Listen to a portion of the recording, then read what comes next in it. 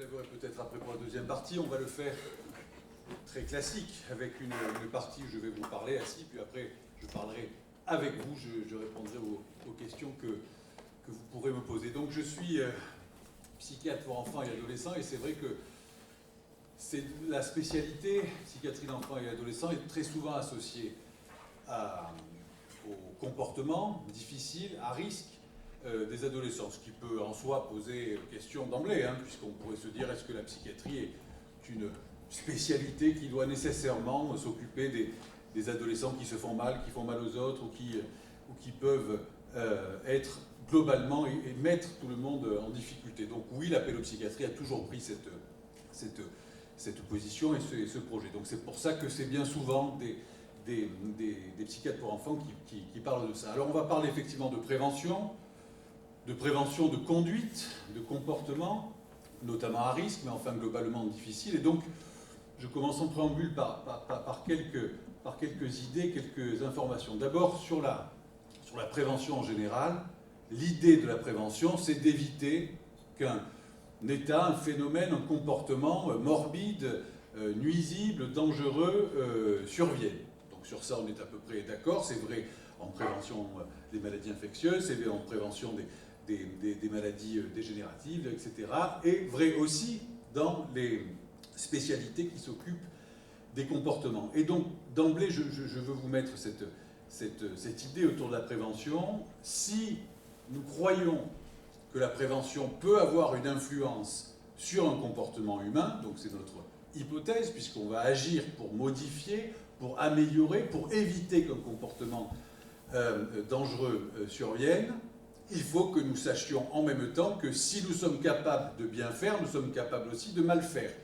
Il n'est pas possible d'imaginer que la prévention n'aurait que des vertus favorables et qu'au pire, si on la fait mal, il ne se passerait rien. Non, la prévention, en particulier dans les comportements humains, peut agir, j'y crois tout à fait, qu'on peut agir sur un comportement, qu'on peut agir sur l'évolution de quelque chose, mais alors, assumons en même temps que si on peut agir bien, on peut agir mal, parfois évidemment sans le savoir. Et donc c'est là qu'on rentre d'emblée dans une ambiance un peu pesée, c'est que les actions de prévention doivent avoir autant de sérieux et autant de précaution que les autres actions de soins. Et donc on rentre totalement dans l'idée qu'on est dans un acte médical qui va relever à la fois de connaissances, souvent, parfois objectives, parfois prouvées scientifiquement, mais on est en médecine, donc on est aussi dans une attitude et une pratique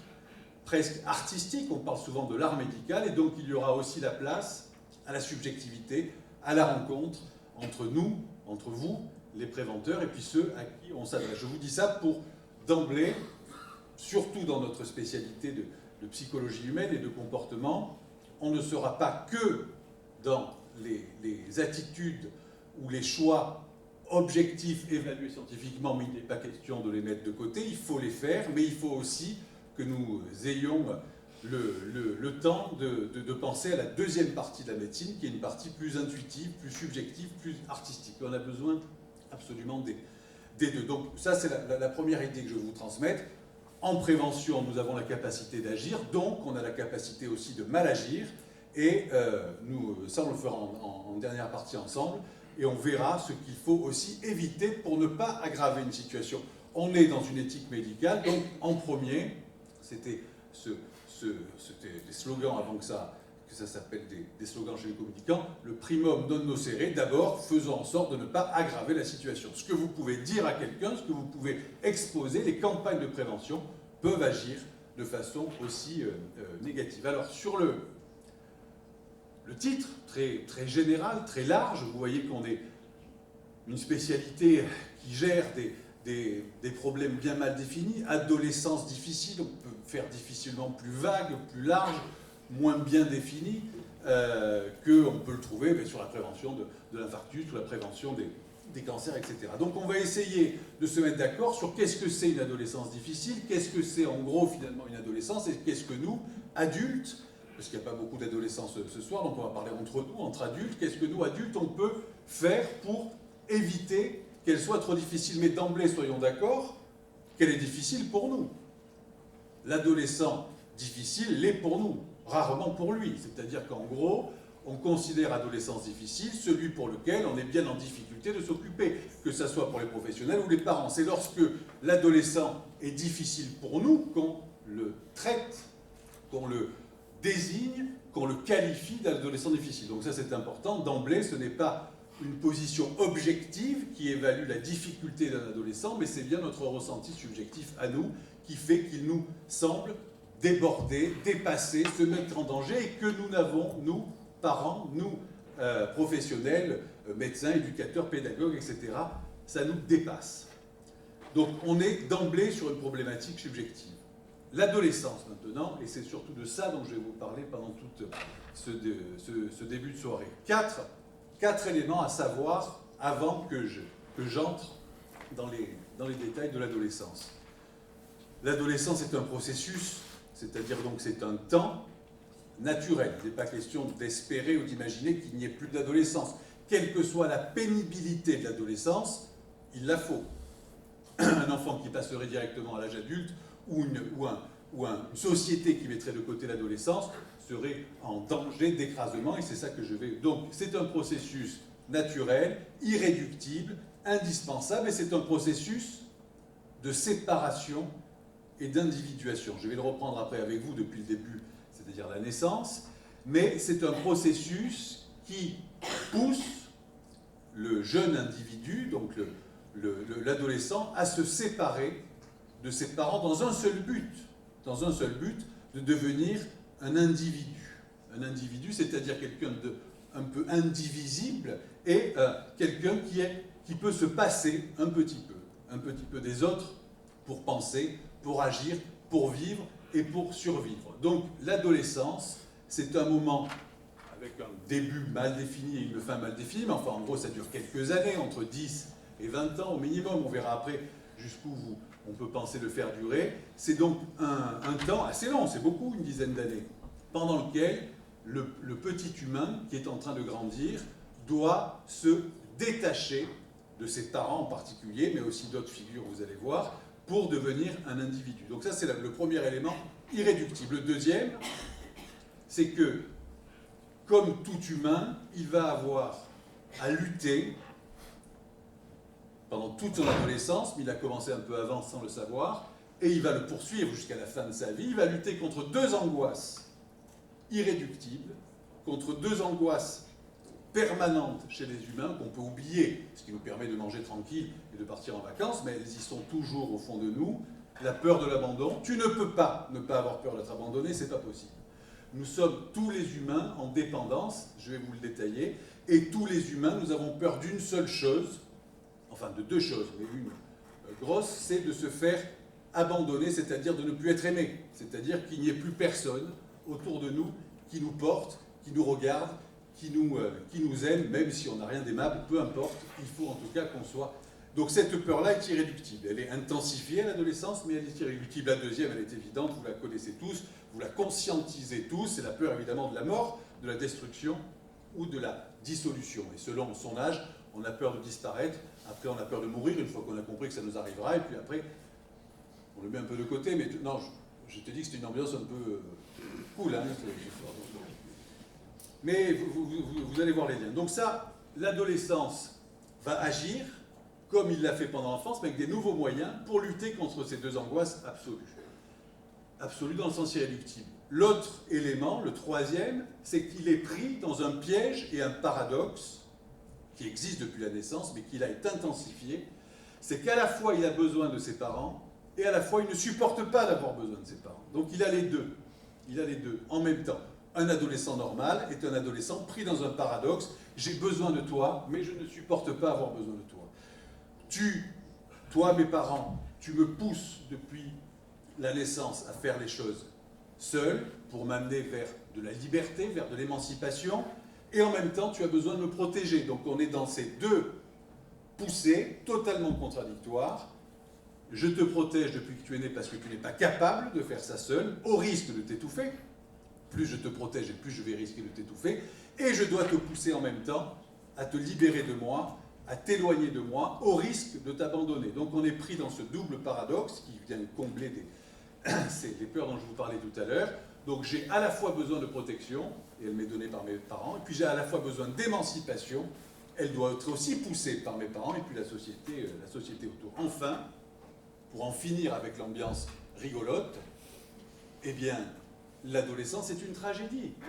L'adolescence est une tragédie au moins pour deux raisons. D'abord, c'est la fin d'une histoire d'amour passionnel qui était celle de l'histoire d'amour entre les parents et les enfants. Tous les parents ont dit, pensé, exprimé à quel point ils adoraient leurs enfants, à quel point ils les trouvaient magnifiques, ils étaient prêts à tout pour eux, etc. Sauf que ces gens, les enfants, vont partir. Ils vont partir, ils vont s'éloigner, ils vont vous faire perdre la main que vous avez sur eux, l'emprise bienveillante pour la plupart du temps, je ne doute pas de ça, mais ils vont vous confisquer votre force, ils vont vous confisquer votre supériorité sur eux, et ça, honnêtement, soyons honnêtes, c'est pas très rigolo à vivre. C'est-à-dire que c'est quand même un peu pénible d'aimer quelqu'un que dans le but qui te quitte. Honnêtement, si vous projetez ça sur des relations classiques, amoureuses, d'aimer quelqu'un que pour qu'il te quitte, c'est quand même un peu pénible quand même. Donc là, c'est hélas le projet exclusif qu'il y a autour de l'enfant, c'est-à-dire je t'aime que pour que tu m'oublies. Je t'aime pour qu'un jour tu ne penses plus trop à moi. Plus trop, tu pourras revenir à Noël, tu pourras revenir quand même, à Pâques même. Mais tu ne seras plus obligé, c'est-à-dire je n'aurai plus la main sur toi. Autre tragédie qu'il y a autour de l'adolescence, c'est que quand même, lorsque vos petits-enfants sont devenus adolescents, c'est que vous avez, vous, pris un petit coup de vieux quand même. C'est-à-dire que normalement, vous avez eu gentiment vos enfants entre 25 et 30 ans, lorsqu'ils sont adolescents, vous en avez bientôt 50. Hein, c'est plus la même affaire quand même. C'est-à-dire que l'adolescence te rappelle de façon permanente que le temps passe. Que le temps passe et que tu vieillis. Et dans une société où nous avons le culte de la jeunesse, le culte du jeunisme, il est très compliqué, un peu plus compliqué maintenant qu'il y a 30 ou 50 ans ou plus tôt encore, pour des parents, surtout lorsqu'ils ont divorcé régulièrement, de savoir qu'ils sont en fait devenus vieux. Et l'adolescence va vous rappeler ça, va vous rappeler que tu vas bientôt être hors jeu. Il va te rappeler qu'il va bientôt falloir que tu te retires, que tu partes à la retraite, au sens... Alors pas tout de suite, puisque là on est à l'adolescence, on n'a que 50 ans, etc. Donc ça va. Mais il nous reste quand même moins que ce qu'on a fait quand même. Bon, non, je vous ai dit, hein, Donc l'adolescence, d'emblée, nous met, nous les professionnels et nous les parents, nous les adultes, dans une position qui est inconfortable. L'adolescence n'est pas finalement une période si sympathique que ça pour nous. Pour eux, on va voir par certains aspects, oui, mais pour nous, pas tant que ça. Je vous dis ça parce que très souvent, lorsque nous désignons l'adolescent comme un être souffrant, mal dans ses baskets, boutonneux, terrible, etc., il est possible qu'il y ait derrière ça une certaine agressivité de notre part, parce que quand même, on a beau les trouver très en souffrance, très en difficulté, etc., tout le monde rêve un tout petit peu de la culture adolescente, le corps adolescent, les cultures, la force, le dynamisme, l'énergie, etc. Il n'est pas question d'oublier que l'adolescence, c'est bien cette période de vie intense, et que parfois, peut-être, nous regrettons un peu de moins avoir. Donc je vous dis ça pour qu'on se mette dans une position de clan, nous sommes les vieux, pas eux. Nous sommes les vieux, pas eux, c'est-à-dire qu'il va falloir faire avec cette sagesse, puisque la vieillesse nous amène quelques atouts, quelques attributs, celui de la sagesse, celui de la stabilité, dont ils ont bien sûr aussi besoin, et donc on va essayer, entre ces deux clans, entre ces deux générations, de trouver un point d'équilibre pour que nous continuions à remplir notre rôle principal, qui est de les rassurer. Les adolescents sont des vieux enfants, c'est-à-dire des enfants qui ont bientôt plus besoin que nous, mais ce n'est pas encore le cas, on a encore quelques trucs à jouer quand même. Et avec les adolescents, nous devons continuer tel qu'on l'a fait depuis leur naissance, c'est-à-dire à être rassurants. Et pour la prévention des conduites à risque, ça va être ça le sujet principal que je vais vous détailler. Alors, ça c'était le préambule, pour vous mettre en ambiance. Maintenant, on va détailler un peu de quoi il s'agit dans ce grandissement, dans ce vieillissement naturel qui est le vieillissement de l'enfance qui s'appelle l'adolescence. Alors, on retient en psychologie de l'enfant, en pédopsychiatrie, classiquement, 3 phases très visibles, très apparentes, très spectaculaires de séparation-individuation. La première, elle est criante, elle est incroyablement forte, c'est l'accouchement. La deuxième, elle est aussi un peu criante, on ne s'en rappelle plus, mais je vais vous en remémorer quelques éléments, c'est la période d'opposition entre 2 et 3 ans. Et la dernière, l'adolescence, ça en général on s'en rappelle plus facilement. 3 phases de séparation, 3 phases qu'il faut que vous vous rappeliez qu'elles sont associées à du conflit et à de la violence. Et ça, j'insiste sur cette violence, ce n'est pas une violence morbide, ce n'est pas une violence pathologique, ce n'est pas une violence affreuse, c'est même pas une violence à éviter de tous côtés, c'est une violence inhérente à la situation. On commence par l'accouchement. Je ne vais pas vous en parler beaucoup, mais un petit peu. Bien sûr que c'est beau, bien sûr que c'est magnifique, qu'il y a les photos, qu'il y aura la fête, le baptême, etc. N'empêche que le moment de l'accouchement ne peut pas ne pas être quelque chose d'autrement intense et d'autrement conflictuel. Il s'agit quand même d'un corps qui va se couper en deux pour extraire un nouvel humain, une nouvelle personne, même si ça commençait un petit peu avant bien sûr, et qui va être ce fameux individu. Je vous l'ai dit tout à l'heure, individu dans le sens indivisible, sauf que nous naissons d'une division. Nous naissons d'une division chez un être étrange qui s'appelle la femme enceinte quand même, c'est-à-dire un être qui a un autre être à l'intérieur d'elle. Alors bien sûr que c'est un état tout à fait naturel, bien sûr que c'est un état tout à fait enviable, j'en sais rien, mais enfin en tout cas c'est un état irréductible et incontournable pendant lequel se déroule une élaboration psychique très étrange qui est que, alors que notre pensée est formatée, organisée pour penser un, là, on est deux. Enfin, ils sont deux. Ils sont deux. Le psychisme humain est organisé sur l'idée d'être un individu, en relation avec le reste du monde, mais ce n'est pas l'intérieur de toi. Si tu as... Moi, je suis psychiatre, si quelqu'un vient te voir quand même en consultation et te dire « Docteur, je me sens un peu bizarre, j'ai l'impression qu'il y a quelqu'un à l'intérieur de moi, ça bouge, etc. » Tu le gardes et tu l'hospitalises. Sauf que si tu t'es pas bien renseigné, en fait, c'était juste une femme enceinte. C'est-à-dire que... Donc, ça, c'est très important parce que c'est un état très, très spécial. L'état gravidique, l'état de grossesse est un état très spécial et qui ne peut pas éviter l'intensité de la séparation et du conflit. Et c'est la première entrée dans le monde de l'individu, de nous tous. C'est celle dans un moment d'immense intensité, d'immense bouleversement. Ce bouleversement est physique, mais aussi psychique, parce que juste après, il va falloir redevenir deux individus séparés. Alors on le fait progressif chez les humains.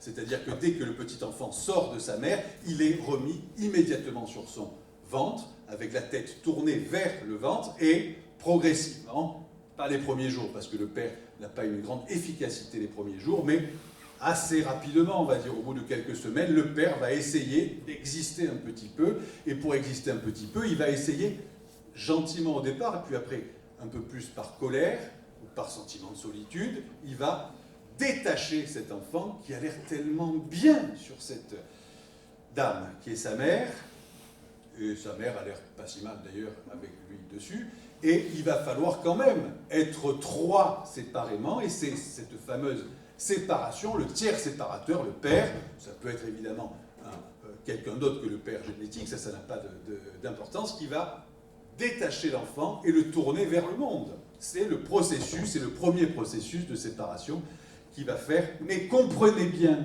que ce premier processus de séparation, il est dans une ambiance de conflit. Il est dans une ambiance où tu vas déranger un amour passionnel, magnifique, qui est à travers le regard de la mère envers son fils ou sa fille, et inversement. Ces gens ont l'air tellement heureux, et pourtant, il va falloir casser l'affaire, il va falloir les séparer. Et il va se passer ça, je vous le donne en exemple pour commencer, il va se passer ça pendant toute l'enfance. C'est-à-dire que l'enfant a envie, il est bien sur sa mère, et pourtant, il ne peut pas y vivre. D'abord, il faut libérer un peu cette femme quand même, et puis le père veut aussi quand même un peu exister, je vous dis. Donc voilà, donc il y a un moment où l'enfant, il peut aller dormir quand même ailleurs. Et cette chose va être lente, mais n'oubliez pas qu'elle est au départ instable, et petit à petit, autour de cette séparation va se créer le phénomène va s'organiser plutôt le phénomène de dépendance. Le petit enfant humain naît dans une incroyable incapacité à faire les choses. Incroyable. Si vous comparez aux autres mammifères, nous avons besoin de plusieurs années, on va dire peut-être de 20 ans, peut-être de 25 ans, c'est-à-dire le quart de notre vie juste à apprendre à vivre quand même. Encore, on peut dire que ça continue après. Chez les animaux, chez les autres animaux en tout cas, en quelques semaines, l'affaire est réglée. Donc nous, on a 20-25 ans pour se détacher. 20-25 ans pendant lesquels c'est long, pendant lesquels il va y avoir quelques angoisses, quelques difficultés, quelques conflits, mais qui va être incroyablement plus créative que celle chez les animaux, parce que beaucoup plus longue et beaucoup plus... Mais n'oubliez pas que le bébé humain naît dans une immaturité absolument désopilante. Il ne tient même pas sa tête, quand même, honnêtement. Enfin, moi, je veux pas... Peut-être qu'on peut couper, parce que je vais attaquer un peu les petits bébés, mais honnêtement, ces gens ne savent rien faire du tout. C'est-à-dire qu'ils ne tiennent pas la tête, ils ne savent pas manger, ils sourient même pas, enfin bon, honnêtement. Et on va construire avec eux une ambiance qui va les rassurer, parce que ce petit enfant, très tôt, va percevoir sa nullité, va très tôt percevoir son incapacité à se débrouiller seul. Et c'est grâce, c'est pour ça que j'insiste un peu de façon provocatrice, c'est grâce à cette perception de son manque, de son incapacité, qu'il va pouvoir développer les relations. Si le petit bébé humain n'avait aucun besoin des autres, on ne se développerait pas. C'est-à-dire qu'on resterait à un niveau extrême. C'est grâce à ce besoin, à ce manque, à cette incapacité qu'on a à se débrouiller, que la société, que les relations sociales, mais aussi les conflits, vont se développer. Alors, ça c'était la petite enfance, la toute petite enfance, avant 2 ans, on va dire. Et vous avez ces images très belles où vous voyez, alors ça s'appelle les rêveries maternelles, c'est-à-dire cette idée incroyable, là aussi, c'est un délire collectif tout à fait intéressant, c'est que les parents, la mère, le père aussi, il le dit moins, mais en fait il le croit, mais il le dit moins, la mère croit que son enfant est beau. Non mais ça c'est magnifique, parce que ça va se payer après. Hein, il est quand même incroyable, on est en médecine, on a un peu d'objectivité et de sérieux. Comment croyez-vous vraiment que tous vos enfants étaient beaux? C'est pas possible. Il y en avait une partie qui était belle, une partie qui était tout à fait banale, puis une partie affreuse. Enfin, si on fait une courbe de gosse, a priori, il y avait un peu qui était beau, mais enfin c'est tout. Mais ça c'est important, c'est parce qu'en fait, nous allons projeter des illusions sur nos enfants, des illusions de beauté, de force, qui va leur permettre de se tenir droit et d'avoir moins peur et d'avoir l'espoir. Ce que je veux vous dire, c'est que le jour où les parents seront objectifs, le jour où les parents ne diront plus n'importe quoi, ça sera encore pire. C'est-à-dire qu'il est important pour nous tous, en tant que parents, un peu moins en tant que professionnels, mais oui en tant que parents, continuons nos illusions sur nos enfants, continuons à croire qu'ils sont beaux, continuons à croire qu'ils sont forts, continuons à croire qu'ils auront un avenir magnifique. Ce n'est que grâce à cette illusion qu'ils vont pouvoir se remplir, mais comme je vous l'ai dit, vous allez le payer à l'adolescence, parce qu'à l'adolescence, il va voir que c'était pas vrai ce que vous avez. Il va le voir, et donc il va vous en vouloir un petit peu. Alors, au début, il vous le rend bien, puisqu'au début, il vous trouve aussi magnifique, il vous trouve aussi superbe, supérieur, etc. Là aussi, il va le payer un petit peu à l'adolescence. Donc on est, vous voyez, dans cette ambiance entre 0 et 3 ans, tout le monde a l'air de bien s'entendre, tout le monde a l'air très fort, tout le monde a l'air supérieur, etc. Et entre 2 et 3 ans se passent 2 phénomènes, des phénomènes cognitifs, des phénomènes sociaux aussi, l'accès au langage. Le premier mot, vous le savez, qui va dire ce petit enfant que vous adorez, c'est non. C'est non. C'est-à-dire que la première chose qui va le faire exister, c'est n'être pas d'accord avec vous, qui pourtant lui avez tellement donné. Et ça, c'est très important de le laisser, mais c'est très important de se rappeler que ça va être un peu donc difficile, parce qu'on les adore, bien entendu, nos enfants entre 2 et 3 ans, à tous les âges d'ailleurs, et même après, même s'ils ne viennent pas nous voir, on les aime quand même. C'est étrange, mais on les aime quand même. Entre 2 et 3 ans, c'est la fameuse phase d'opposition, non pas le pot, il crache la soupe même si elle est bonne, il accuse le chat, enfin bon, c'est un menteur terrible, l'enfant entre 2 et 3 ans. Alors on les adore, mais c'est l'âge quand même qu'on a tous choisi pour les envoyer à l'école, honnêtement. Donc on les adore, je suis d'accord, mais enfin bon, s'ils pouvaient un peu aller voir dehors, ça serait quand même pas si mal. Et donc ils partent. Ils partent. Et là commence un deuil terrible. Le deuil terrible que le monde extérieur est un peu moins indulgent, et un peu moins tolérant, et un peu moins aimant que le monde de l'intérieur de la famille. Donc il va se constituer assez lentement, donc quand à 3 ans, on va faire la phase 3-6 ans, arrive la fameuse phase oedipienne, c'est-à-dire cette phase où les petits garçons aiment leur mère au point à ne rêver que d'elle, à ne vouloir qu'elle. Je veux me marier avec toi, je veux vivre avec toi, parce que tu es la plus belle, parce que ta peau, parce que, etc. Donc c'est quelque chose de très classique dans la phase oedipienne pour les garçons, ça marche évidemment aussi avec les filles. Et là, il va falloir quand même, pour que la société se préserve, pour que notre culture se préserve, il va falloir quand même qu'on fasse un acte terrible, mais là aussi je vais vous montrer que c'est du conflit. Il va falloir que cette mère, à qui son fils lui fait des poésies superbes, il va falloir qu'elle lui dise non. Tu m'aimes, mais tant pis pour toi. Alors, là, sur la phase oedipienne et ce fameux mariage entre fils et mère, honnêtement, vous pouvez chercher les explications logiques que vous voulez, vous n'arriverez jamais à convaincre un enfant que vous ne pouvez pas se marier avec lui sous prétexte que vous êtes sa mère. Il n'y a pas. Dans le monde un peu médical, on leur dit quelque chose d'intenable. Je ne sais pas si on vous a dit pareil, mais tu ne peux pas te marier avec moi, donc je suis ta mère, tu peux te marier avec moi, ce que tu comprends, il y a des risques de tare génétique, etc. Quelle blague! Quelle blague! Le petit enfant ne veut absolument pas se reproduire avec sa mère. Il veut être avec sa mère. Il ne veut pas, surtout pas, qu'elle ait d'autres enfants que lui. Il veut rester son enfant, mais il veut elle pour toujours. Et qu'elle. Il n'y aura pas mieux, il le sait. Mais il va falloir apprendre autrement. Donc, première explication, elle est nulle, hein, les tares génétiques, les risques. Bon, la deuxième, qui marche moins bien, je ne peux pas marier avec toi car je suis déjà marié. Bon. Oui, d'abord, vu le taux de divorce, honnêtement, c'est quand même pas très garanti, c'est-à-dire que, a priori, tu peux te divorcer dans les 2 mois. Et encore une fois, c'est pas tellement le sujet. La seule façon que la mère a pour dire non, elle est extrêmement simple, elle est extrêmement triste, elle est extrêmement dure, c'est « tu ne peux pas te marier avec moi car c'est interdit, point ». C'est-à-dire que je n'ai pas besoin de te donner d'explications civilisationnelles, anthropologiques, biologiques ou génétiques, on s'en fout.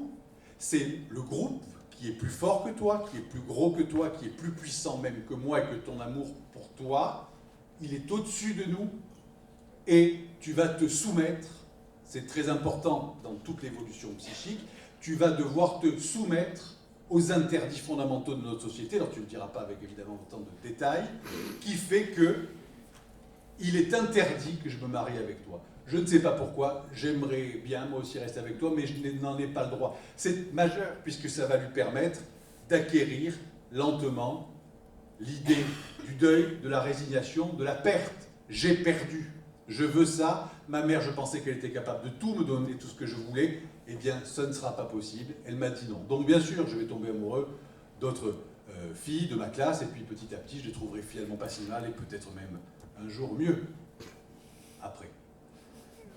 Phase oedipienne, on est vers 5-6 ans.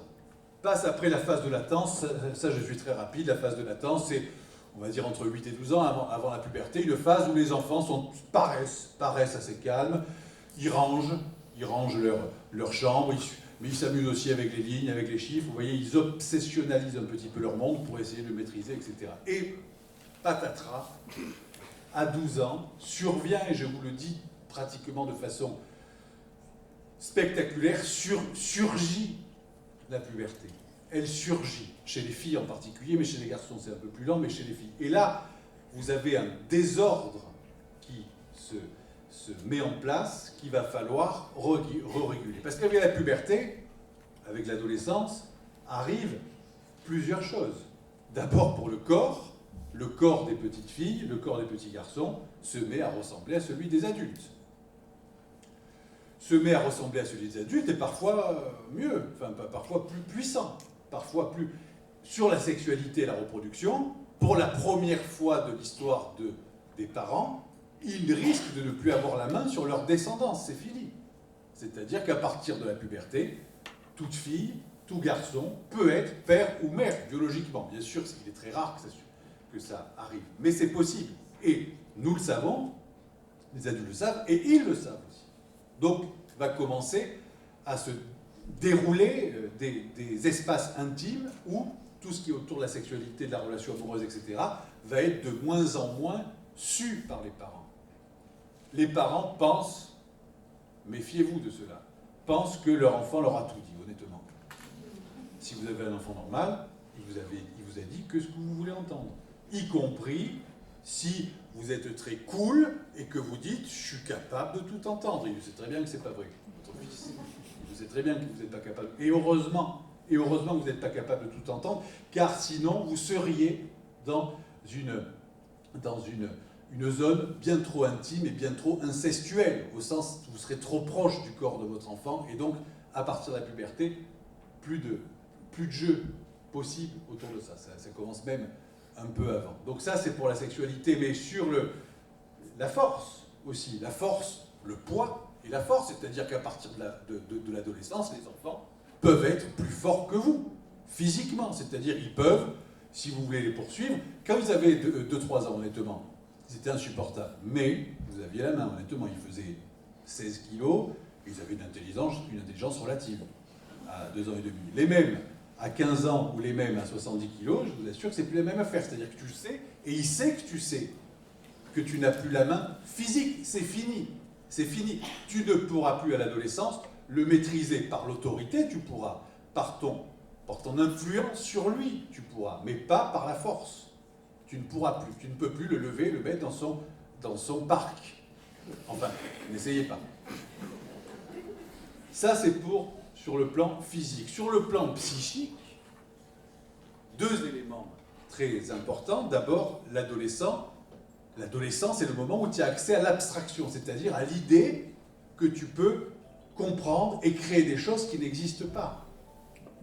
C'est plus que le monde imaginaire qui commence un peu avant. Donc on peut s'abstraire et on a surtout la conscience de soi et ce qu'on appelle la réflexivité, c'est-à-dire que je peux sortir de moi-même et me regarder pour savoir qui je suis. Ce que je ne peux pas faire avant. Et très proche de cette problématique de conscience de soi, il y a la conscience de la finitude à l'adolescence. Et honnêtement, je veux bien discuter avec vous, pas trop avant, ou en tout cas oui dans le discours, mais pas dans la pensée profonde, la conscience que nous allons mourir. Et ça va avoir un impact absolument majeur sur les pensées de l'adolescent et ses comportements, etc. C'est-à-dire que il est incroyablement incontournable à l'adolescence d'être occupé et préoccupé par la mort. C'est-à-dire que c'est l'inverse qui m'inquiéterait. Un adolescent qui ne s'intéresse pas du tout à ce sujet est bien plus suspect sur le plan psychique qu'un adolescent occupé, je ne dis pas fasciné, mais occupé par ces sujets. Ça, c'est très important parce que lorsqu'on va passer à la dernière partie des conduites à risque, autour du suicide, autour de la mort, etc., bien entendu qu'un adolescent normal est occupé par ce sujet. Il ne peut pas ne pas l'être. C'est trop grave et trop important. Et dès qu'il a compris que l'affaire a un temps limité, c'est-à-dire que nous ne vivrons pas éternellement, eh bien, évidemment qu'il est occupé par ça. Alors, il a un nouveau corps, un nouvel esprit, et je passe enfin donc là aux conduites à risque.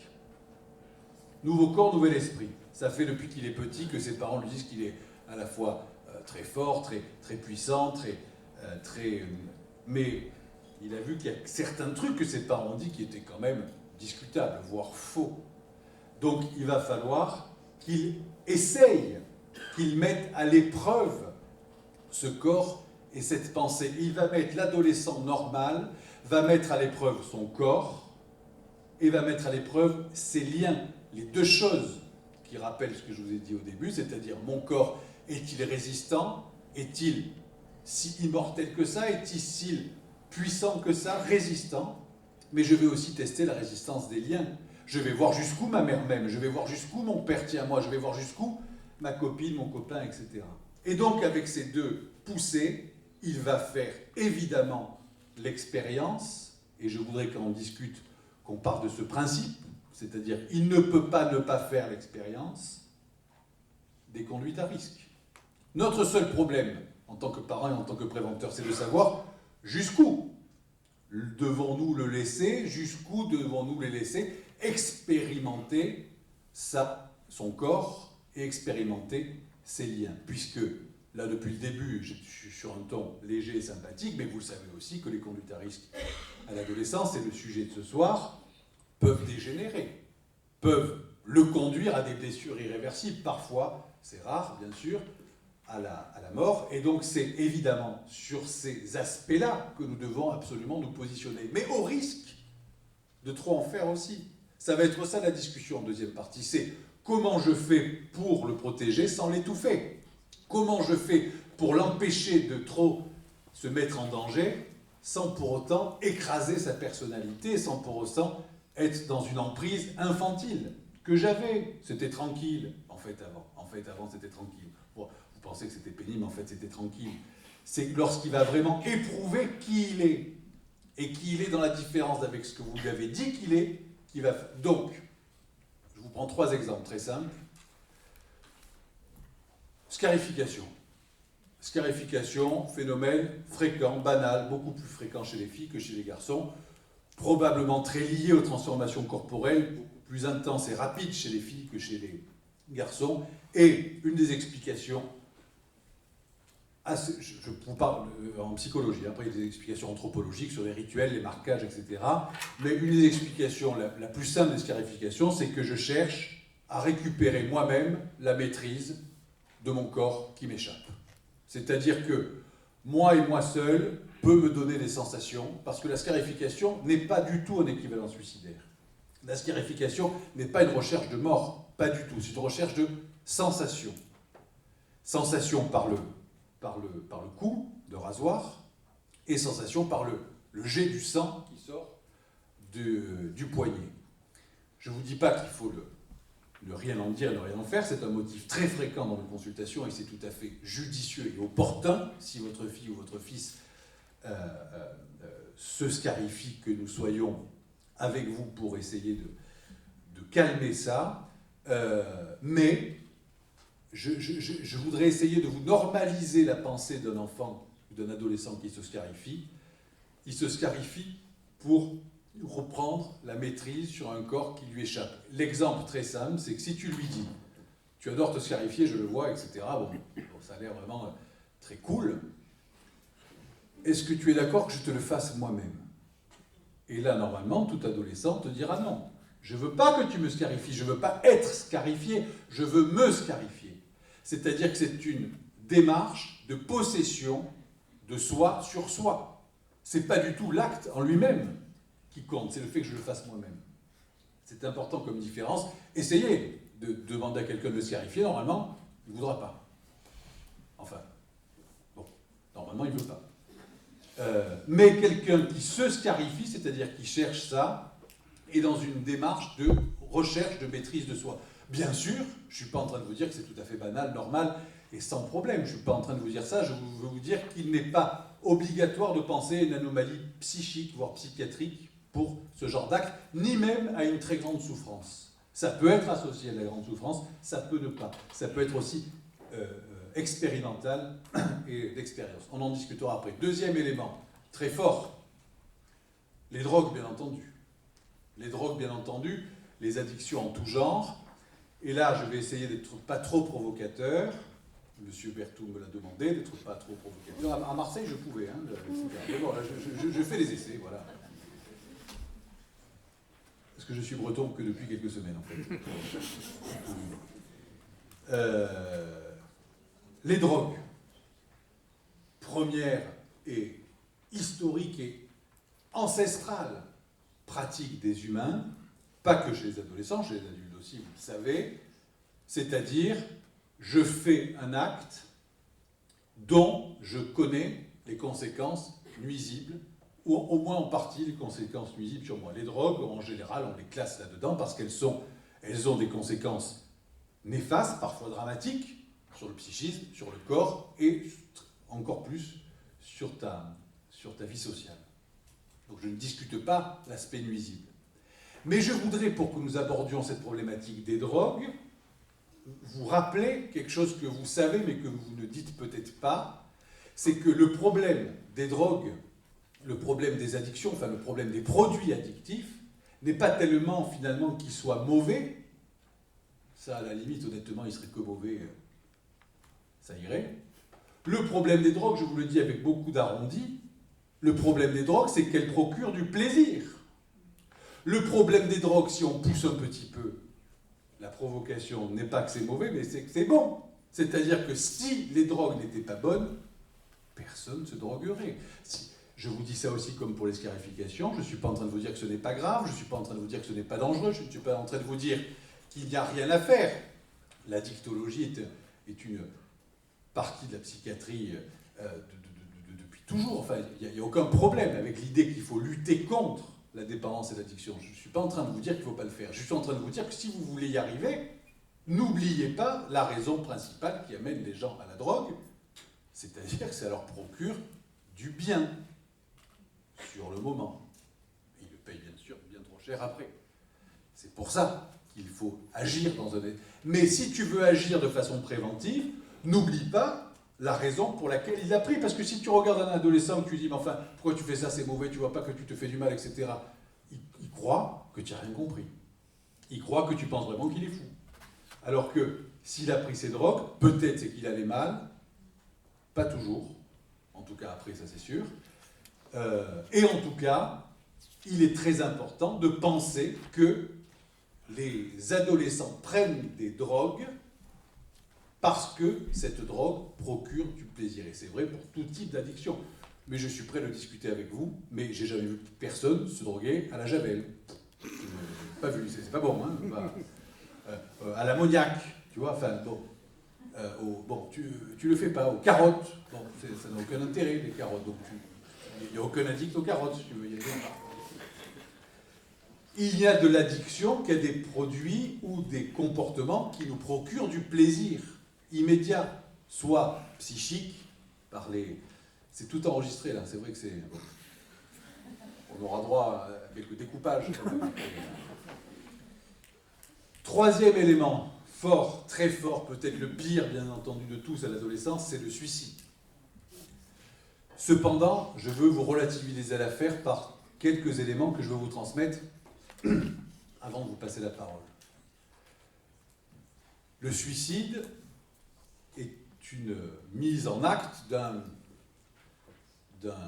désir, enfin c'est discutable, bon, en tout cas d'une recherche de disparaître, de mourir. Je vous dis ça, c'est pas tout à fait vrai, car il y a des adolescents qui veulent se suicider, mais pas nécessairement mourir. C'est-à-dire qu'ils peuvent faire la différence entre l'acte de suicide, qui ressemble un peu là, je me remaîtrise, c'est moi qui maîtrise ma destinée, ce n'est pas la nature, ce n'est pas mes parents, ce n'est pas la société qui va décider quand je vais mourir, mais moi.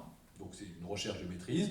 Et ces adolescents, lorsqu'ils pensent ça, peuvent uniquement vouloir faire l'expérience du suicide, mais pas nécessairement celui de mourir, en tout cas pas de façon totale et irréversible. Je vous dis ça parce que c'est quand même une nuance autour de ça. Ensuite, l'acte suicidaire est, ça c'est, je vous le dis d'emblée pour être quand même un peu plus paisible avec cette affaire, l'acte suicidaire abouti est rare. Rare, c'est-à-dire que ce compte, même si c'est insupportablement trop, mais les nombres de morts chez les moins de 18 ans par suicide se comptent en quelques centaines dans le pays par an. C'est-à-dire qu'à l'échelle d'un département, on est sur quelques dizaines.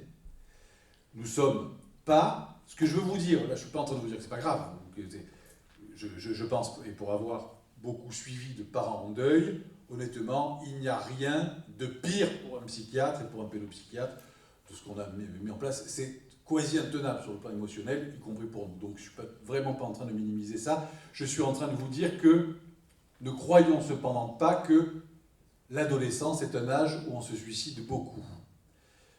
Je pourrais même dire que l'adolescence, enfin je pourrais me dire, je vous le dis avec affirmation statistique, que enfance mise à part, où c'est zéro, l'adolescence où ça commence, l'adolescence est l'âge auquel les humains se suicident le moins. Le moins.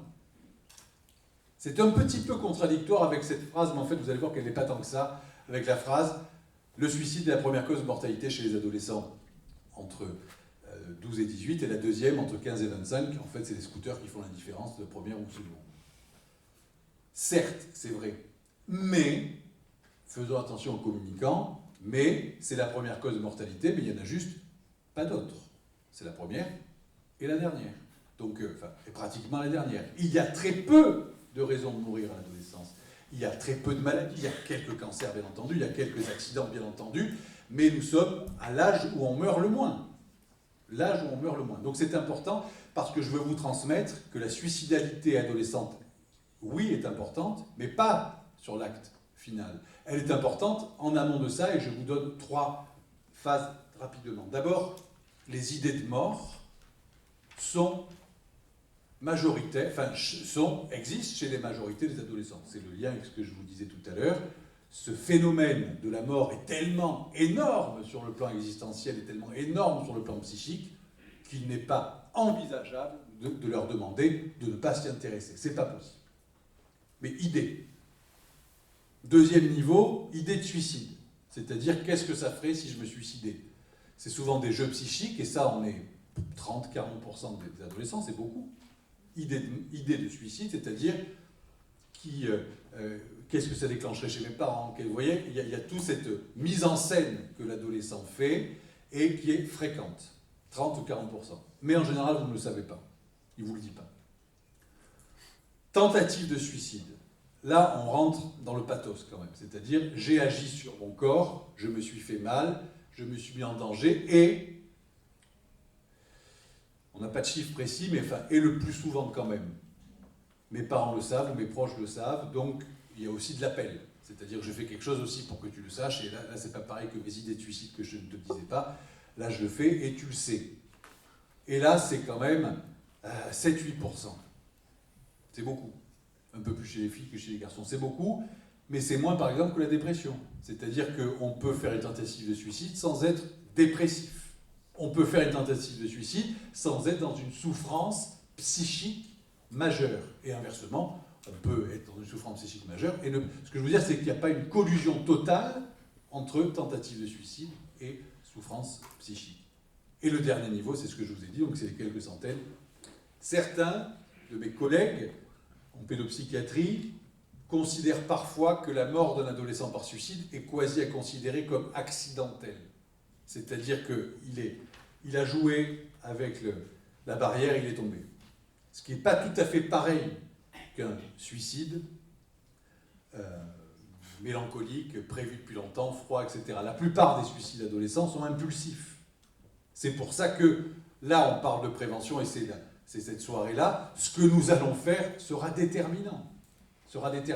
Puisque, effectivement, on est sur une impulsion, un moment, et donc, le fait de pouvoir répondre, le fait d'être là, le fait de ne pas être seul, etc., change la chose, et ça revient pas très souvent. Alors, je finis par un point sur la prévention. Donc, je vous le disais en introduction, il y a dans les attitudes de prévention des attitudes efficaces, des attitudes non efficaces, et des attitudes, je peux me permettre, et je veux bien le discuter avec vous si vous ne me croyez pas sur parole, des attitudes aggravantes. Si, et là je vous le dis pratiquement en rhétorique, si vous croyez que vous êtes influent, sachez que vous pouvez être influent de façon bénéfique ou maléfique. On ne peut, autrement on serait dans un monde merveilleux où tout ce que tu fais ne peut être que bon. C'est pas possible. Je ne parle pas des intentions. Bien sûr que toute la prévention est faite avec bonne intention. Je ne parle même pas d'une mauvaise intention. Je parle qui... Et donc, nous avions travaillé il y a quelques années avec une épidémiologiste pour essayer de mettre en avant les choses à éviter dans la prévention des conduites à risque des adolescents difficiles.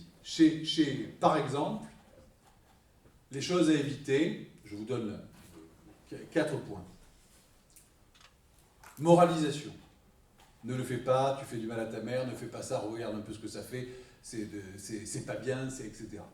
Ça ne marche pas, voire ça aggrave. C'est-à-dire que de façon un petit peu défiante, un petit peu par opposition systématique, il risque de renforcer l'affaire. Deuxième, intervention de préventeur une fois auprès de gens qu'il ne connaît pas et qu'il ne reverra pas. Ça, c'est plutôt à éviter. C'est-à-dire qu'il est bien plus efficace et bien plus rassurant que le préventeur prépare, s'il ne connaît pas encore évidemment le collège ou le lycée, ou même comme une soirée qu'on pourrait faire à la fac, s'il ne connaît pas du tout les adolescents à qui il va s'adresser, il est indispensable qu'il le prépare avec des gens qui le connaissent. Pas tellement pour qu'il informe sur qui ils sont, mais pour que les adolescents sachent qu'ils ne parlent pas dans le vide, mais qu'ils parlent à quelqu'un qui peut.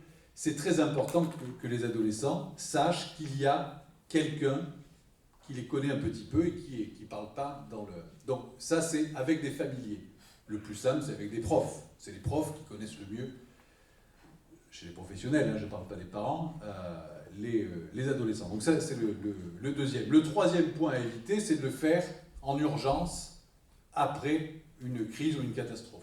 Très souvent, les écoles nous appellent après une tentative de suicide, après une rixe, après un coup de couteau, enfin après quelque chose qui a beaucoup ému de façon tout à fait normale le milieu, et souhaiteraient qu'une mesure de prévention en urgence vienne calmer tout le monde.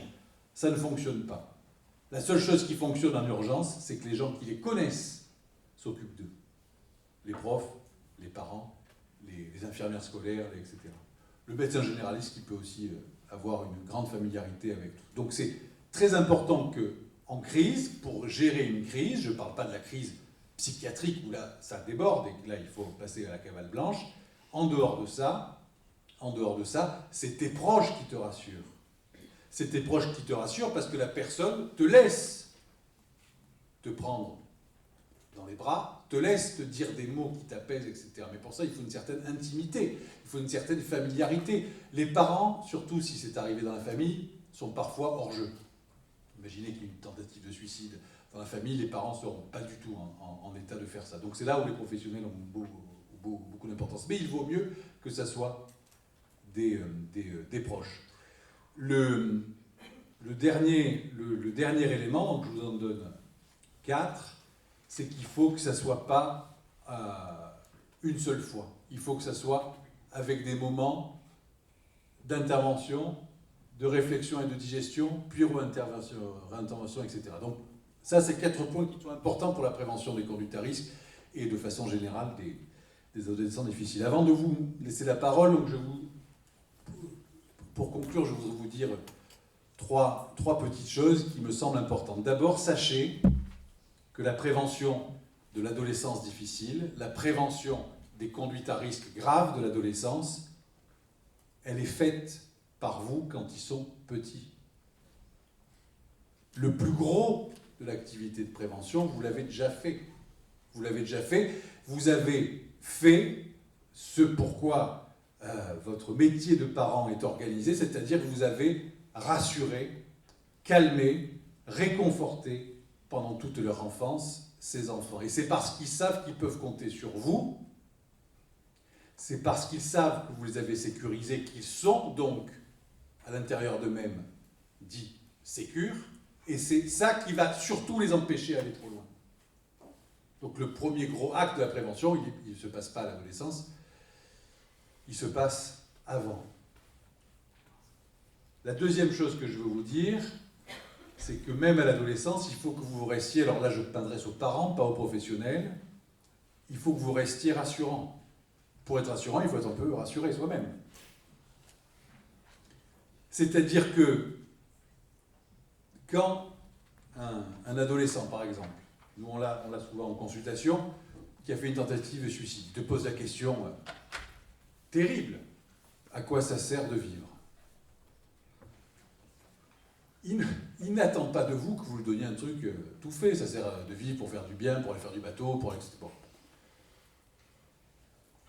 Quand il te pose cette question, l'adolescent, il te dit « Et toi, qu'est-ce que tu en penses de l'existence humaine ?» Donc en fait, il n'attend pas du tout une réponse, il attend juste que tu puisses parler avec lui de comment tu as vécu la chose, de qu'est-ce que ça veut dire vivre. Et ça, honnêtement, j'ai pas de réponse, enfin pas ce soir, enfin, en tout cas pas en 1h30. Alors, les psychiatres ont des coups, des pirouettes pour ça. lorsqu'un adolescent me demande en première consultation à quoi ça sert de vivre, je fais le psychiatre, mais à quoi ça sert que ça serve. Bon. Avec ça, tu t'en sors pour 6 mois. C'est-à-dire que normalement, il va te redemander mais pourquoi tu m'as dit ça, qu'est-ce que tu veux me dire, etc. Et c'est bon, parce qu'une fois que tu as lancé le jeu de la relation, c'est ça qu'il attendait. Il attend une rencontre, il attend une rassurance, il n'attend pas quelque chose de tout fait, de tout prêt sur des sujets insolubles. Honnêtement, qui peut dire ce soir à quoi ça sert de vivre? Honnêtement, c'est un peu compliqué à trouver. Hein. N'empêche qu'on vit. Donc, c'est bien ce constat étrange que fait l'adolescent, c'est tu sais pas pourquoi tu veux vivre et n'empêche que tu vis. Pourquoi? Et donc là, il continue et il entame juste une longue discussion qui va durer en fait dans sa pensée toute sa vie, mais il a besoin de vous parce qu'il n'est pas encore prêt, parce que ses forces dépassent ses capacités de contrôle et c'est de ça dont il a besoin encore avec vous. Donc, oui, c'est votre métier de parent de leur casser les pieds, je suis d'accord. Oui, c'est votre métier de parent de leur dire qu'il fait froid, de mettre le bonnet, etc. D'accord. Oui, c'est votre métier de parent de leur dire fais attention, fais attention, fais attention. Oui. Et d'ailleurs, ils le savent. Mais honnêtement, sachez que 9 fois sur 10, ils ne mettent pas le bonnet. Même à Brest. Hein, et 9 fois sur 10, il y a des ados, même à Brest, je les ai vus, en t-shirt, au mois de février. C'est quand même étrange, parce qu'honnêtement, il fait froid. Hein. Ils sont en t-shirt, parce que tu lui as dit couvre-toi bien, et moins tu es de par-dessus, c'est que plus ta mère t'a dit de te couvrir, et 2, il se met en t-shirt parce qu'il veut se montrer et montrer qu'il est fort. C'est tout. Parce que honnêtement, c'est ridicule de se mettre en t-shirt en février à la rue de Siam, honnêtement. Mais je les ai vus, moi, parfois même sous la pluie, honnêtement. Parce qu'il pleut quand même de temps en temps. Bon. Donc c'est votre métier de parent de leur casser les pieds, je suis d'accord, mais sachez qu'ils en prennent qu'une petite partie de tout ce que vous leur dites. Donc ne leur en voulez pas trop de ne pas avoir fait ce que vous avez dit.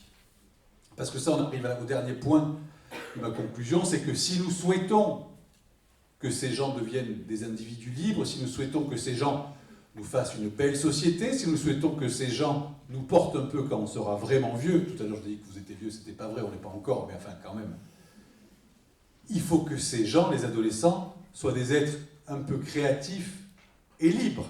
Donc pour ça, il va falloir les accompagner sans trop les étouffer. Merci.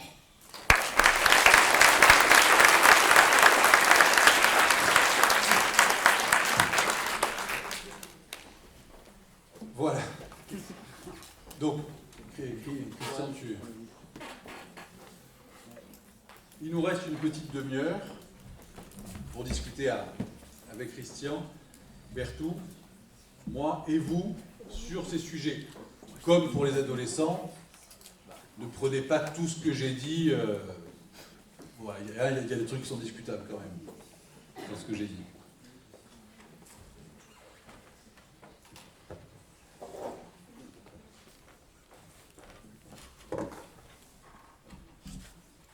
Je vous donne le micro. Bonjour, oui, j'aurais une question par rapport au cas, on a entendu assez souvent dans les médias où des jeunes enfants étaient harcelés et finissaient par se suicider, et là, visiblement, ils arrivaient à se suicider. Donc, le lien entre tentative de suicide et harcèlement est très grand, ouais. Mais sur les scores statistiques de suicide, je reste sur les scores que je vous ai donnés, c'est-à-dire que c'est quasi nul avant 11 ans, quasi nul, et faible, en tout cas, sur les chiffres entre 2000 et 2005,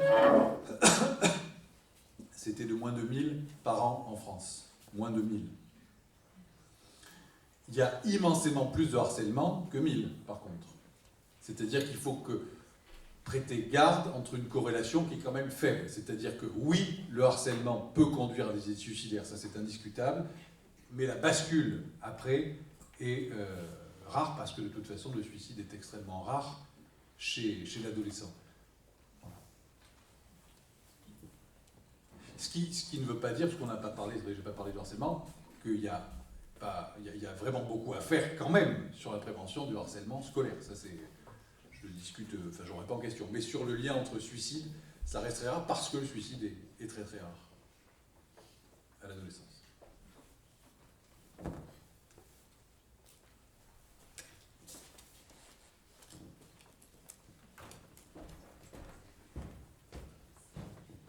Bonsoir, je suis maman d'un enfant autiste et un autre TDAH, donc plein d'adolescence. Et quand vous dites, donc l'adolescence va de 10 ans jusqu'à 20 ans, donc je sais que là, du coup, chez moi, c'est avec top, des oppositions et impulsivité.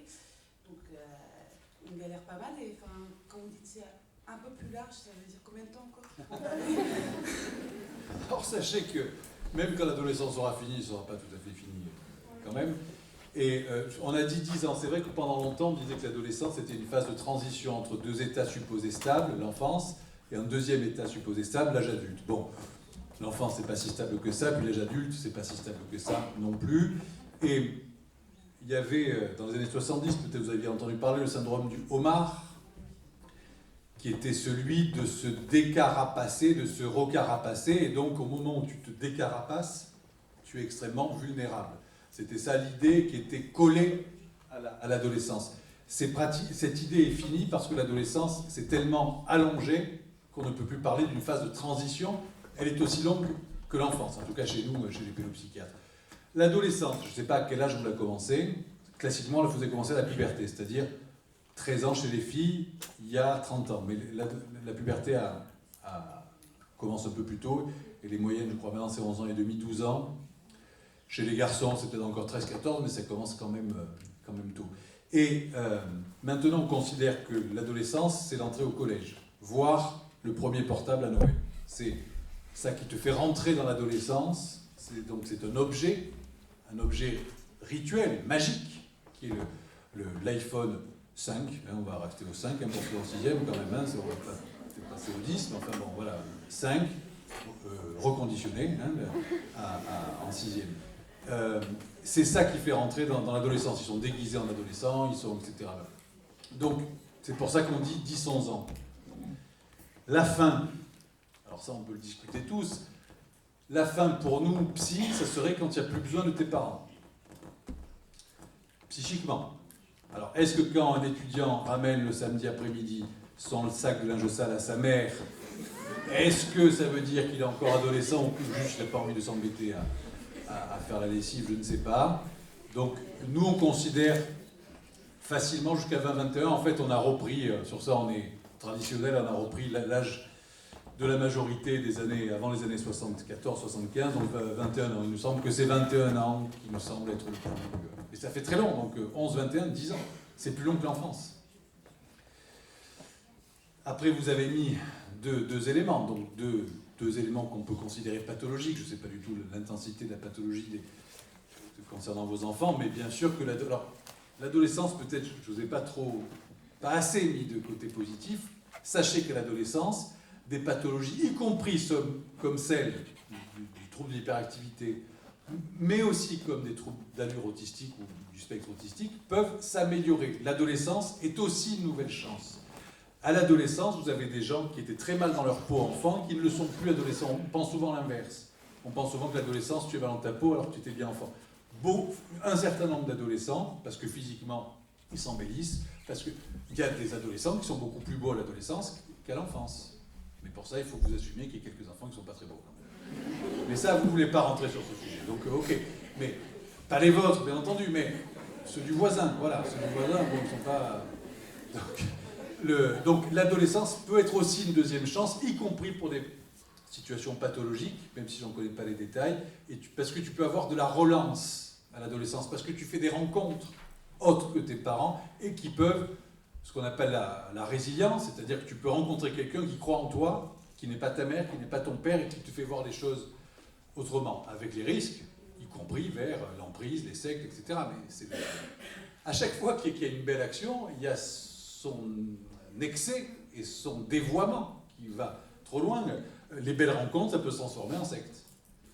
Et donc ça va être ça la difficulté de notre métier et du vôtre parent, c'est jusqu'où je peux aller. Jusqu'où je peux aller, parce qu'il y a autant de risques à pas assez en faire que trop en faire. Nous avons des risques aussi de trop en faire avec les ados.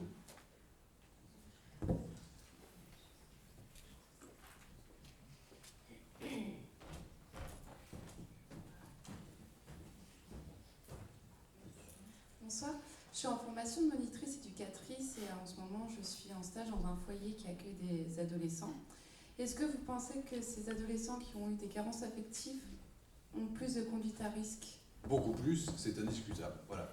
Là, maintenant, je fais le vrai docteur, avec des chiffres, avec des trucs, etc. C'est indiscutable, les adolescents en foyer ont des taux de conduite à risque, de suicidalité et de pathologie immensément supérieurs, en étant du x5 par rapport à la population générale, pour une raison très simple qu'on connaît depuis le Moyen-Âge et en fait depuis l'Antiquité, c'est que lorsque tu n'as pas été sécurisé dans ta petite enfance, et ça vient de cette immense immaturité du bébé humain, si les troubles de l'attachement sévères arrivent bien moins, même si ça a été inspiré des canards au départ comme théorie, mais bon, sont beaucoup moins lourds et pénibles chez les animaux, parce que ils ont moins besoin, ils ont moins longtemps besoin. Nous, on a tellement besoin d'être rassurés par notre environnement que lorsque tu ne l'es pas, des catastrophes incroyables arrivent. Je parlais de résilience parce qu'effectivement, ce que je suis en train de dire n'est pas valable, heureusement, chez tous les enfants placés. Il y a des enfants placés qui vont non seulement très bien, et même une partie qui ont une espèce de héroïsation secondaire. On en a dans les mythes. Moïse, il est abandonné, hein, Moïse, Oedipe, etc. Enfin bon, il y a des... C'est-à-dire que tu as des individus, mais en général, Moïse est abandonné dans un couffin à la naissance. Donc, moi, j'y crois pas trop à cette affaire. Mais si tu es abandonné vers 2-3 ans, et que les 2-3 premières années se sont bien passées, tu peux en général. Mais il faut après une rencontre. C'est ça la résilience qu'une monitrice éducatrice peut être. Le métier d'éducateur, le métier de pédagogue, c'est sa fonction principale, c'est cette rencontre-là, une figure d'attachement que vous allez proposer aux adolescents et aux enfants placés. Mais pour une grande partie d'eux, c'est-à-dire ils auront eu, s'ils sont placés, c'est qu'il y a eu de grosses défaillances sur le plan affectif et éducatif, et donc ils ont immensément plus de risques d'avoir des troubles, conduite à risque, mais aussi pathologie mentale avérée. Voilà. Mais c'est pas perdu.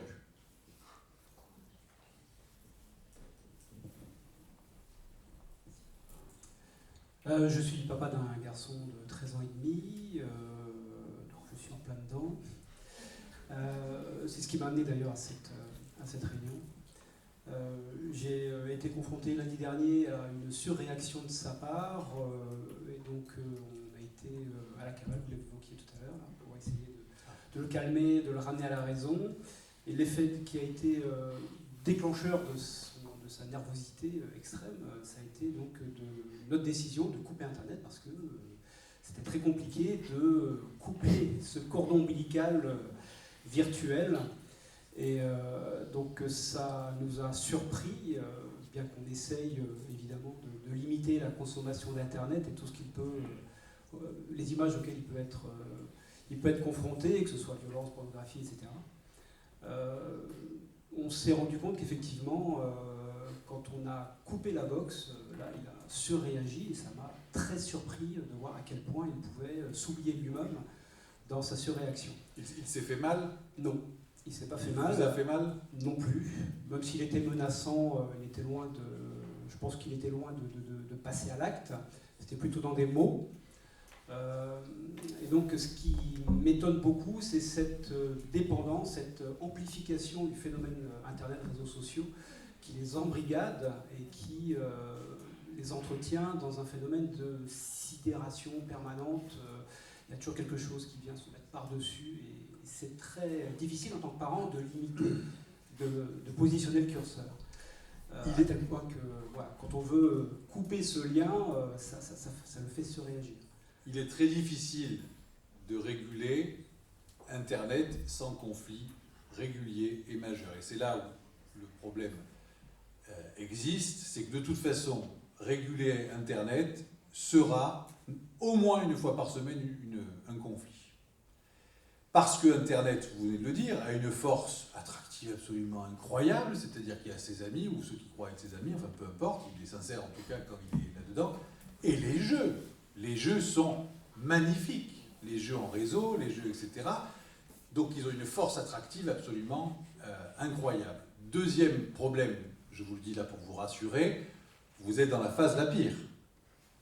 Phase la pire, c'est-à-dire ça va s'arrêter. C'est-à-dire que 13-15 et la phase la pire. C'est-à-dire qu'ils ont beaucoup de force physique, psychique, mais ils sont encore d'une grande immaturité affective. Contrairement à après 16 ans, ça se calme quand même beaucoup, même si on peut continuer à faire quelques... Donc, ce que je veux vous dire, c'est que vous n'en avez que pour encore 1 an et demi, 2 ans, ça va. Mais j'insiste sur cette temporalité, c'est-à-dire que ça va passer. Ça va passer même pratiquement sans rien faire. C'est la meilleure prévention, hein, ça tu laisses rouler. Après, ce que vous avez fait, le premier acte de votre reprise en main de l'affaire. De toute façon, si votre fils s'endort à 2 h du matin, de toute façon, si votre fils fait plus les devoirs, enfin ne fait plus ce pourquoi vous exigez qu'il se conforme à la vie en société, c'est-à-dire tu es gentil avec tes parents, tu es bon à l'école et tu fais pas trop de bêtises, enfin bon, les bêtises conservatrices, qu'est-ce que vous voulez faire? On est bien obligé de toute façon, bien sûr que ça sera du conflit. Vous avez commencé peut-être un peu tard le premier conflit, 13 ans et demi, vous auriez pu commencer à 11 ans, ça aurait été un peu plus facile à 13 ans et demi, mais vous avez fait le premier acte, et après il va falloir, sachez que le rappel, ça va être au moins 1 fois par semaine, un petit conflit. Alors après vous pouvez vous partager la tâche avec sa mère. L'idée, effectivement, c'est de convaincre sa mère que ça va s'arrêter et puis qu'on trouvera... Alors, ça, je confirme tout à alors fait. pour les crises concernant les liens conjugaux, c'est un autre sujet. Mais non, il faut que vous sachiez que ça va être dur, mais que c'est normal que ça le soit. Moi, c'est ça que j'ai essayé de vous dire pendant toute cette soirée, c'est que les adolescents sont difficiles par nature, et pire, s'ils ne le sont pas, c'est encore plus inquiétant. C'est ça que je veux vous dire. Et la seule chose, c'est qu'il faut arriver à limiter. Mais vous l'avez fait, monsieur. Alors la cavale blanche, c'est beaucoup, surtout à 13 ans et demi. Je ne sais pas si s'il a été gardé, peut-être pas, mais bon, puis vous en dites à la Morvan plutôt, non? C'est pas ça? Ah oui, Morvan. Oui, à Morvan, voilà. Parce que ça, à Morvan, il y a des collègues pédopsychiatres dans la salle qui font des gardes. C'est pas rare qu'on ait ce genre, mais en général, ils ne sont pas gardés à l'hôpital. Je ne sais pas si c'est... Tout à fait. Bon, C'est le cas, donc je ne vais pas monopoliser non plus les choses, mais une phrase qui me restait vraiment ancrée dans l'esprit par la pédopsychiatre que l'on a rencontrée lundi soir, c'est justement donc il faut que l'enfant se laisse s'ennuyer. Bon, elle imaginait que l'on alimentait en activité en permanence pour dévier cette dépendance à l'écran. Bon, je n'imaginais pas, enfin je ne me crois pas là-dedans, mais néanmoins c'était quand même très intéressant. Parce qu'elle a dit qu'il faut que l'enfant prenne le temps de s'ennuyer pour se construire. Et je trouvais ça formidable, évidemment. Mais est-ce qu'un enfant est capable encore de s'ennuyer quand il a une relation avec Internet et puis qu'il le maintient en activité? Mais là aussi, monsieur, c'est encore la fonction de l'environnement. Il y a les profs, mais il y a encore plus les parents. Il faut l'y contraindre parce que spontanément, il ne le fera pas. Je veux dire, entre le culte de l'occupation, c'est-à-dire, mais même nous adultes, c'est-à-dire les week-ends où tu fais rien, tu te dis, merde, j'ai rien fait, je me suis emmerdé, etc. Alors que normalement, un week-end, au moins un jour dans le week-end, ça devrait être, j'ai rien fait, je suis content, j'ai rien fait du tout. Sauf que nous aussi, nous sommes, et les divorces multiples aggravent cette affaire, parce qu'il faut amuser les enfants quand ils viennent chez toi, etc. Donc les amuser, du loisir. Donc nous, on a du mal. Mais déjà, il faut qu'on fasse cet effort, c'est d'arriver à se persuader, pour les persuader secondairement, que l'ennui est un espace de réflexion, de création absolument indispensable. Et ça, c'est sûr que c'est une difficulté nouvelle de notre société d'ultra-consommation, ultra-facile, c'est-à-dire que c'est tellement facile de s'amuser, c'est tellement facile de s'exciter, que, bon... Et puis, quand tu as envie de faire autre chose, c'est vrai qu'on peut... Donc, ça, c'est un gros effort à faire, et vous ne monopolisez pas, parce que je pense que c'est intéressant pour tous. L'ennui est un levier majeur au développement psychique normal. L'ennui, le rien. C'est-à-dire, je rêvasse, je vois le soleil et les... Enfin, je vois le ciel, quoi, et je vois les... Encore qu'ici, vous avez quand même un truc. Enfin, nous avons... Un peu de soleil, il va dire. Oui, mais c'est variable. C'est-à-dire qu'il vient, il part, il vient... Étrange, bon. Comme la mer, ça vous m'expliquerez après. Qu'est-ce que c'est cette histoire que la mer part? J'y arrive pas avec ça. Enfin bon, désolé. Donc, le simple fait de voir la nature et de voir... Après, ce qui est rigolo, c'est que parfois, ensemble, ils sont contents d'être ensemble, parfois, ils font rien du tout. Ils sont avec des copains. C'est-à-dire qu'en fait, au fond d'eux, ils ont la fonction de s'ennuyer, mais il faut la leur pousser censé la leur permettre. Et parfois, ils sont à 2 à 13 ans, ils n'ont rien fait du tout, en fait. Mais juste, ils étaient ensemble. Mais ça, c'est un problème de notre société d'ultra-consommation, c'est qu'il est bien difficile de ne faire rien. C'est pour ça qu'on est fatigué, je pense, d'ailleurs. Bien plus qu'avant, alors qu'on travaille beaucoup moins peu, mais, enfin, beaucoup moins que nos grands-parents. Mais bon.